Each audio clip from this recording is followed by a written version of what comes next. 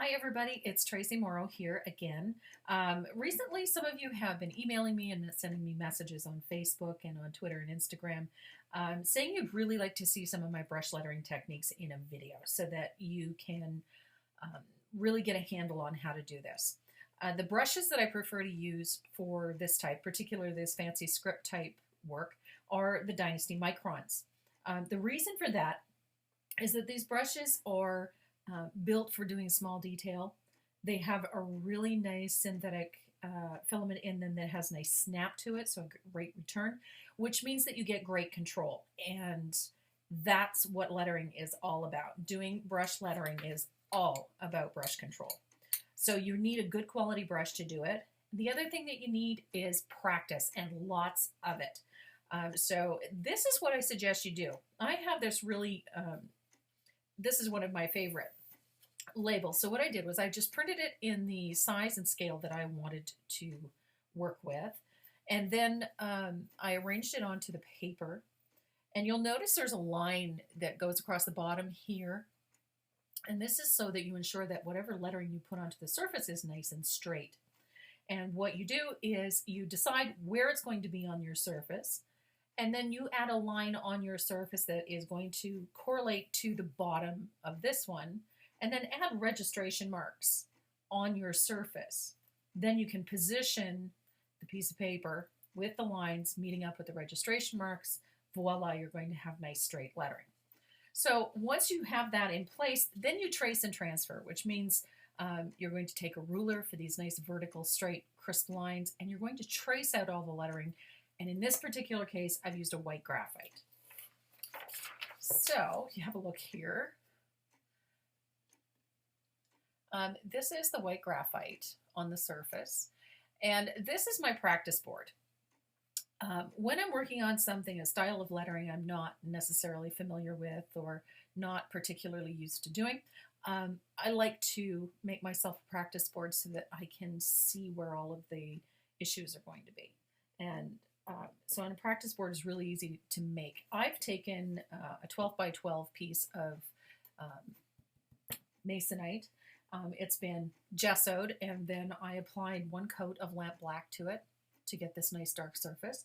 And then I traced and transferred my lettering on, and then I applied a coat of DecoArt's matte medium from the media line over top of this. So now I have a reusable practice board.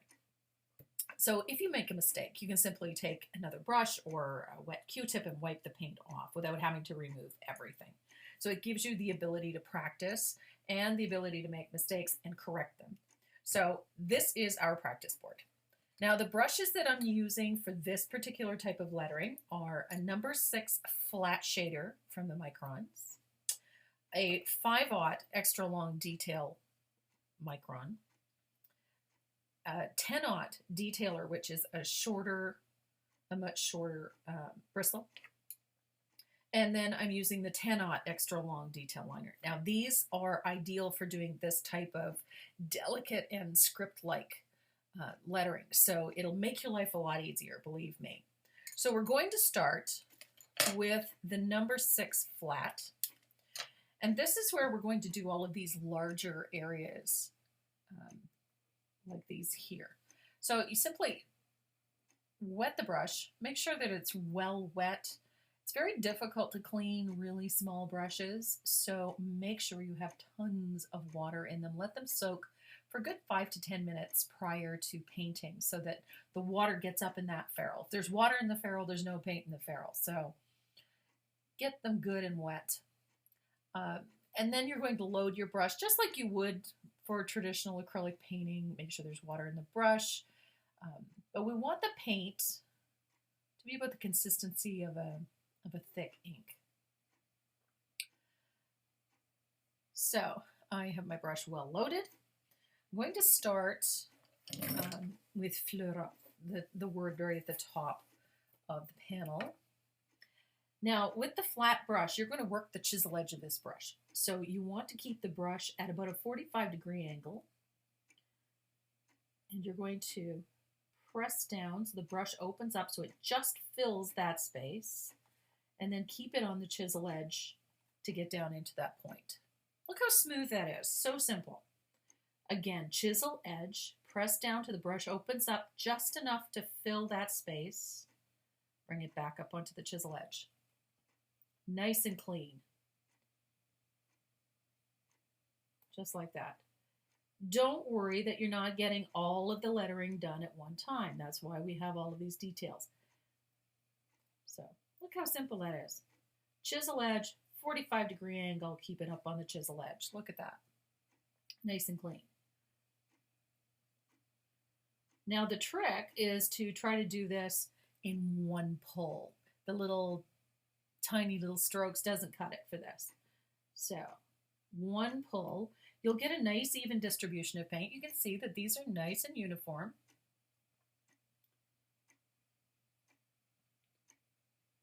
Look at that. Easy peasy.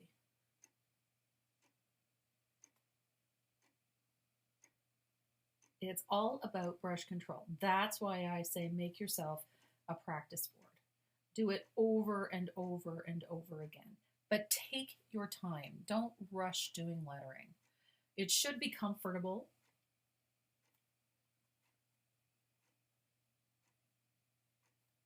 That 45-degree angle is going to help you, believe you me. Look at that. Now the top of this lettering, this is where people get a little freaked out. When you're doing calligraphy, there is neck. You're working with a nib that has a very straight and very rigid edge. A brush is not rigid, it's flexible, so it gives you a little bit of wiggle room. So I'm going to start at the bottom end of this flourish, down here, on the chisel edge, press till it fills the space, move the brush along. And you'll notice I'm not twisting the brush. I'm not turning the brush. If I keep it at a 45-degree angle, there's no need. Push down on the brush to open it up to fill the space and come back up on the chisel edge. Just like that.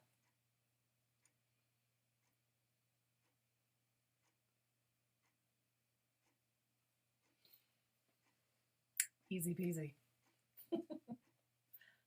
I love doing lettering. It's relaxing. It's like doing a coloring book or writing in your journal. Lettering is relaxing. So again, on the chisel edge, press down just enough pressure to open it up to fill the space.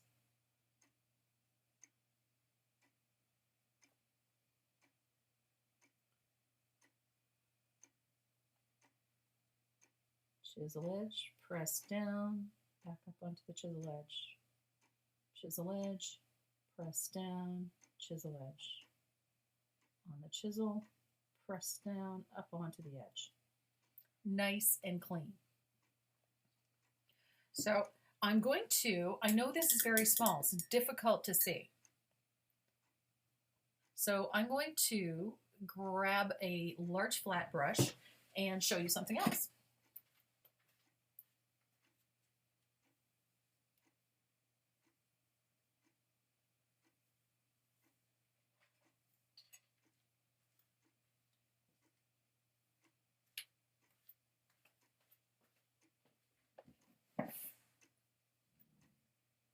If you're holding the brush straight up and down at a, going vertically or horizontally, sorry,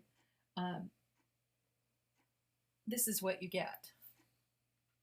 If I turn the brush at a 45-degree angle, comes up, and pull straight down, this is what I get. So having it at that 45-degree angle allows me to do things like this. So I can press down,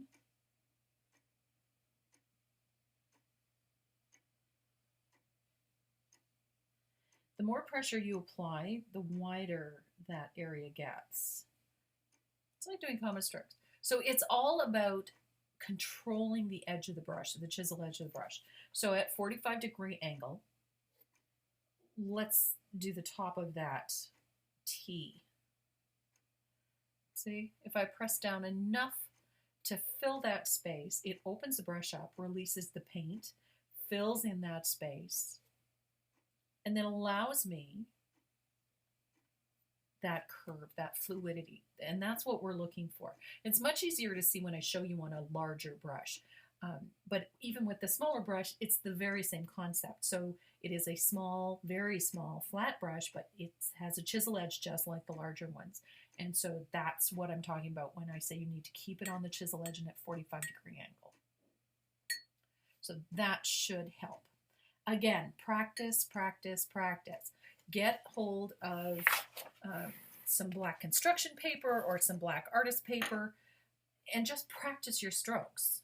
It will help a great deal, particularly for lettering, because the brush control and keeping that chisel edge is very, very important. So again, on the chisel edge, press down to open up the brush and snap back up onto the chisel edge. These wonderful curved spots in letters. Look at this. Press down to open it up.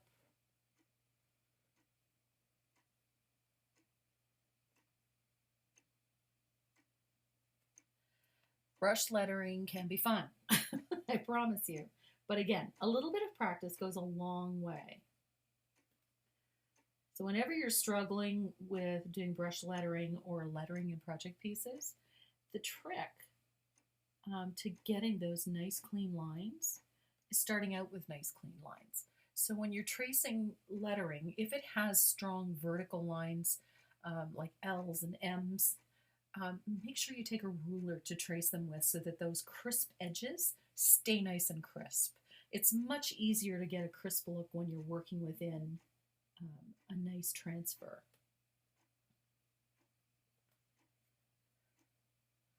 Maintain that chisel edge. Keep that 45-degree angle. Press down, back up onto the chisel edge.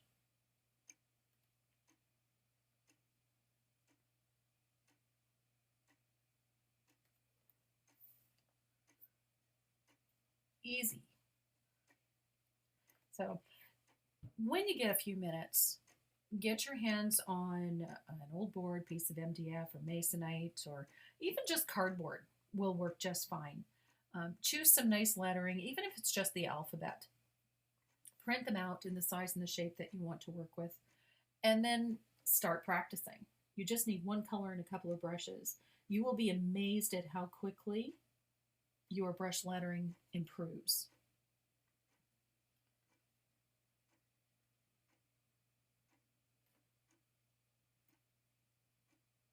The other thing, lettering is going to take on your characteristics of your handwriting simply by nature that you're the one holding the brush. So don't worry about it not looking exactly like the piece that you're working on. It's going to look like you painted it. But take the time to practice and you'll be quite pleased with how it looks.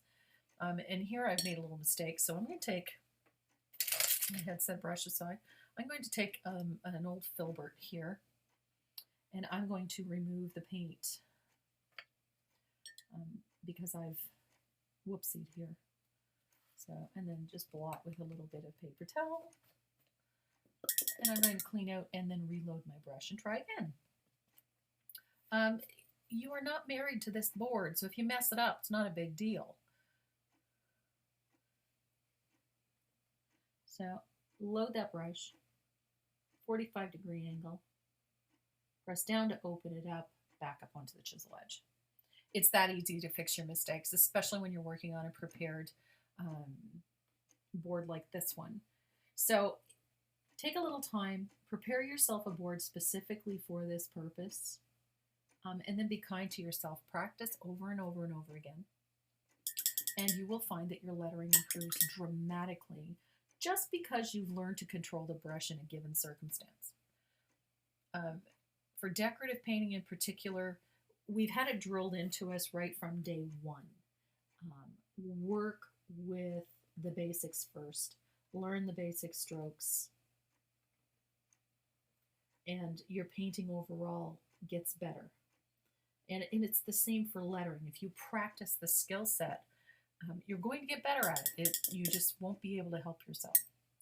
So now that we've got these larger areas painted, we're going to work on some of the smaller details. I personally absolutely love my little 10-aught extra long liner. Some people are more comfortable with a shorter liner. Fortunately, in the Micron line, there is also a short detailer that works just beautifully. It's like a short liner, but it's a 10-aught. It's really, really tiny. So I'm working with the 10-aught. Got a nice load in here. And this is for all of those little connecting lines like this. Again, practice, practice, practice.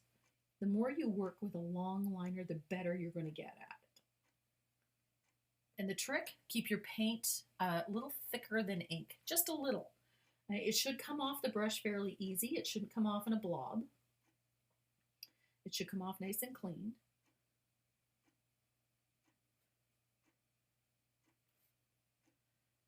And this is where you get to clean up a lot of that little, the little bits where you whoopsied perhaps a little and nothing is quite as perfect as it should have been. This is where you get to clean that up. Look at that. Really, really nice. Then we get into these vertical lines and these connecting lines here with the lettering. Again, it takes control, a lot of brush control to get those connections and make them smooth. You don't want them to look like they were connected. You want them to look as if they're all done in one stroke. And doing these little pull lines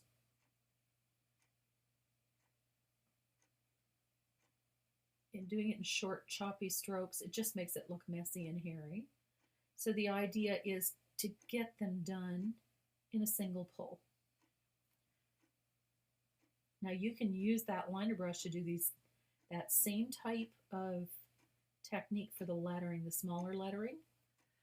Just simply press down on the brush to open it up till it fills the space and then come back up onto the point. And it will give you that calligraphy style look with very little effort.